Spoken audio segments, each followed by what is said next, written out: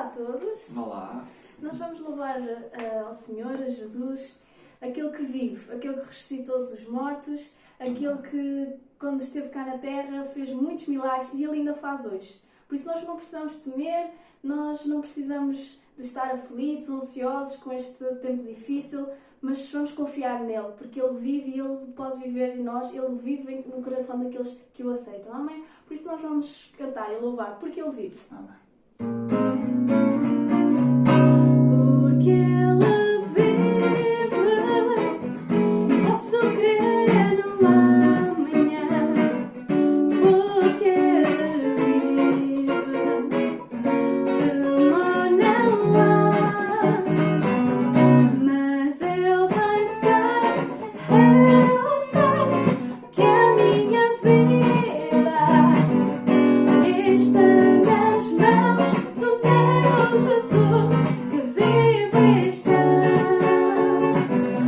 Porque Ele vive, posso crer no amanhã. Porque Ele vive, temor não há. Mas eu bem sei que a minha vida está nas mãos do meu Jesus, que vive e está. Deus enviou seu Filho amado para morrer em meu lugar. Na cruz sofreu por meus pecados, mas ressurgiu e vivo com o Pai está. Porque Ele vive, posso crer no amanhã. Porque Ele vive, temor não há. Mas eu bem sei que a minha vida está nas mãos do meu Jesus, que vive e está. E quando enfim chegar a hora em que a morte enfrentarei, sem medo então terei vitória. Irei dar glória ao meu Jesus, que vive e está. Porque Ele vive, posso crer no amanhã. Porque Ele vive, temor não há.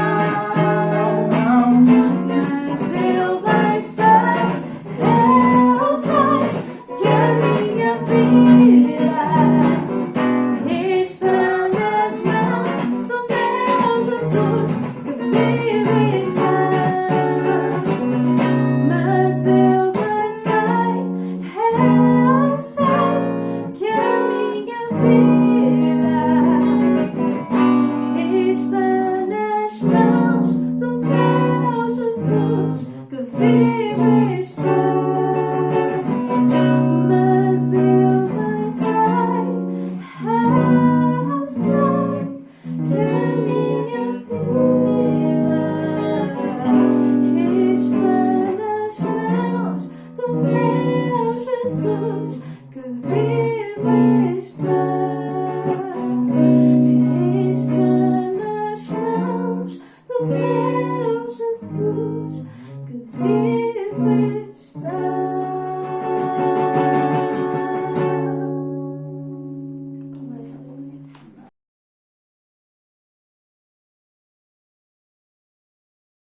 Paz de Deus. Gostaria de pensar nesta tarde com todos os irmãos nas palavras de Jesus em que ele vai dizer aos seus discípulos, no capítulo 14 do Evangelho de João, em que ele vai dizer: não te perturbes, ou não se perturbem. Isto parafraseando o versículo.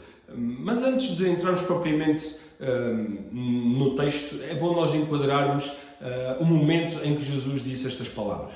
Ele estava a algumas horas de ser preso e posteriormente crucificado, e naquele momento, naquela altura em que nós lemos no capítulo anterior que ele havia-se angustiado, em que ele estava a precisar, por assim dizer, dos seus amigos, dos seus discípulos, foi ele que naquela hora consolou, animou os seus discípulos. Ora, eles próprios estavam confusos, não sabiam bem, não entendiam bem aquilo que Jesus queria dizer com o partir, com o ir, mas Jesus vai tranquilizá-los, vai-lhes dizer de que eles não deveriam temer, porque Ele estaria sempre com eles.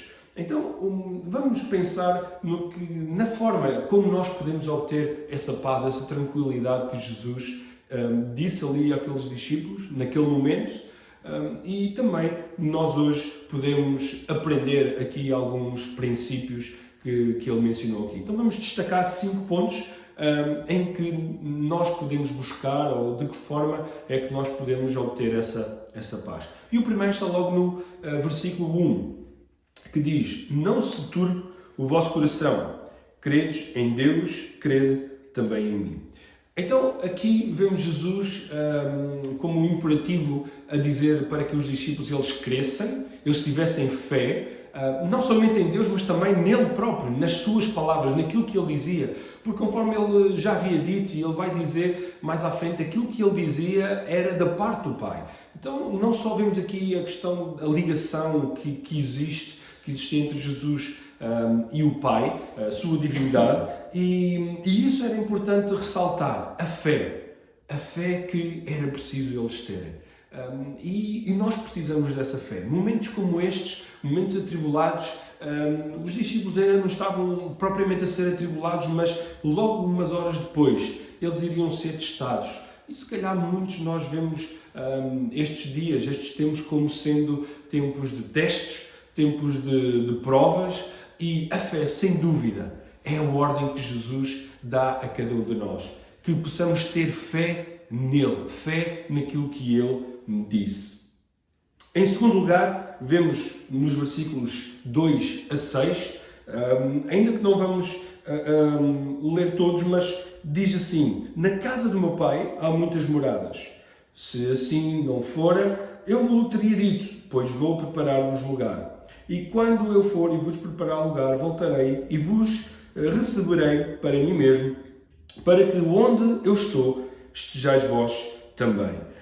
Aqui então vemos a segunda razão que nós poderíamos destacar, que tem a ver com a esperança de viver com Jesus onde Ele estiver. E sem entrar em pormenores, se é aqui, se é lá, se vai ser, enfim, o importante é nós pensarmos naquilo que o texto diz.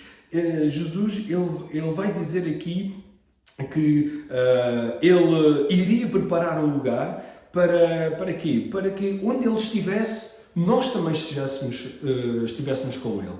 E isso é o mais importante que nós sabermos. E nestas horas de aflição, nestas horas por vezes, de perturbação, é reconfortante ou reconfortante, melhor, nós pensarmos nestas palavras de Jesus. É a sua promessa, é de estar então com Ele. E Ele próprio vai dizer depois no versículo 6, em que Ele diz que Ele próprio é o caminho, é a verdade e a vida, e que ninguém vem ao Pai senão por Ele, não é? Disse Jesus. E é importante nós meditarmos então que não só temos esperança de viver com Jesus, como também Ele é o único caminho para nós estarmos onde Ele estiver. E a esperança da vinda de Jesus, a esperança de estar com Ele, é a grande esperança de todo o cristão. Independentemente da escatologia de cada um, que possa ter, a certeza da vinda, ela é transversal, ela é unânime. A crença então de que Jesus virá e que nós estaremos com Ele.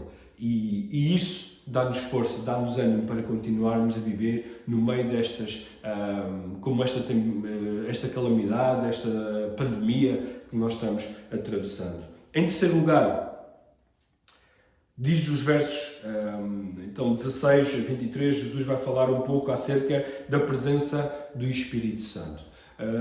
Diz o texto: e eu rogarei ao Pai, e Ele vos dará outro Consolador, a fim de que esteja para sempre convosco. O Espírito da verdade, que o mundo não pode receber, porque não o vê nem o conhece. Vós o conheceis, porque Ele habita convosco e estará em vós. Então, versículo 16 e 17.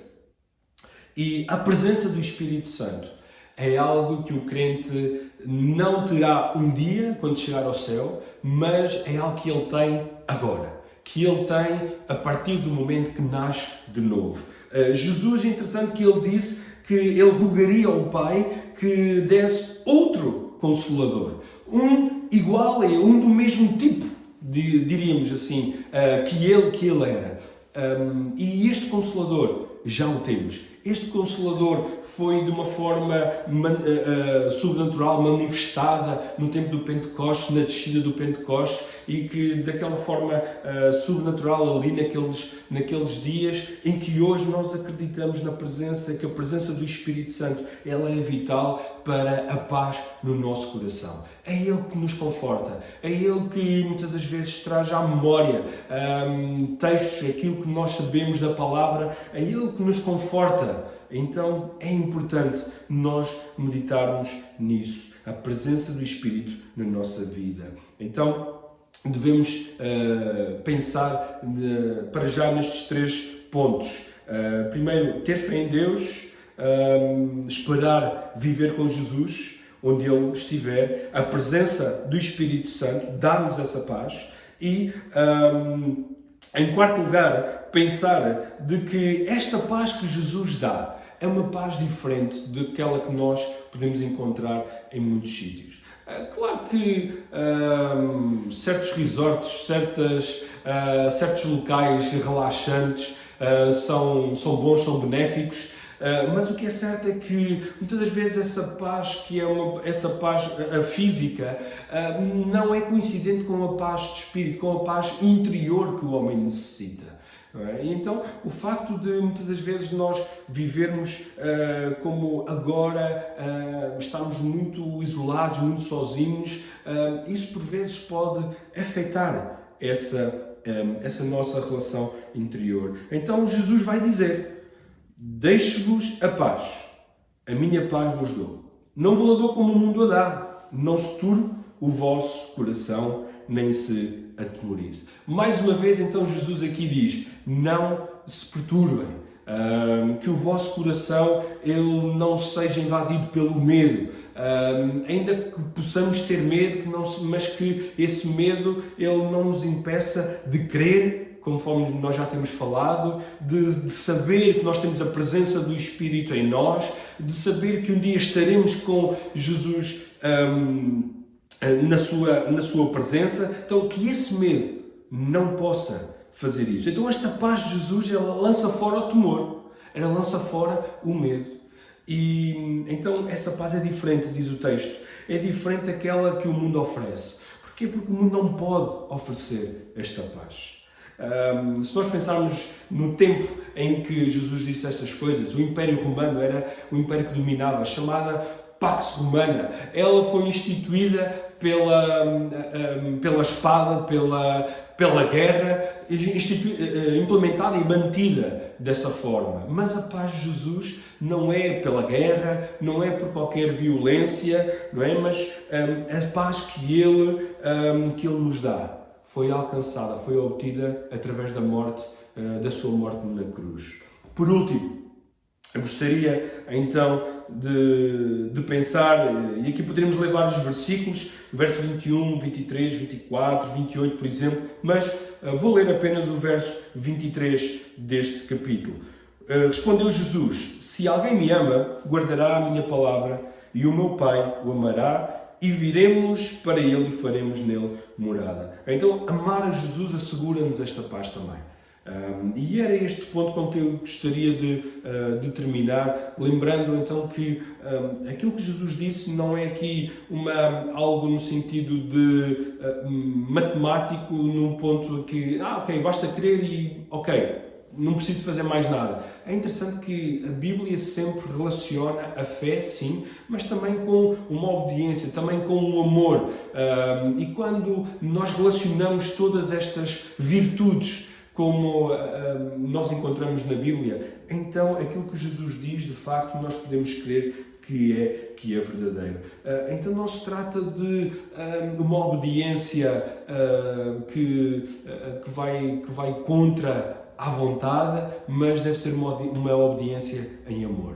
Nós obedecemos ao Senhor porque o amamos, porque aquilo que nos espera, conforme já meditámos um pouco nesta tarde, aquilo que nos espera é maior do que aquilo que o mundo nos pode dar. Mesmo a paz que nós temos, mesmo a paz que nós podemos sentir no nosso coração, a paz interior, saber que Ele está no controle de tudo, saber que nós não estamos sozinhos, que Ele enviou o Espírito Santo para estar connosco. Então tudo isso nos leva a querer amá-lo. É claro que somos imperfeitos e nem sempre vamos obedecer com todo o nosso coração, com toda a nossa intensidade, com todo o nosso entendimento daquilo que nós temos.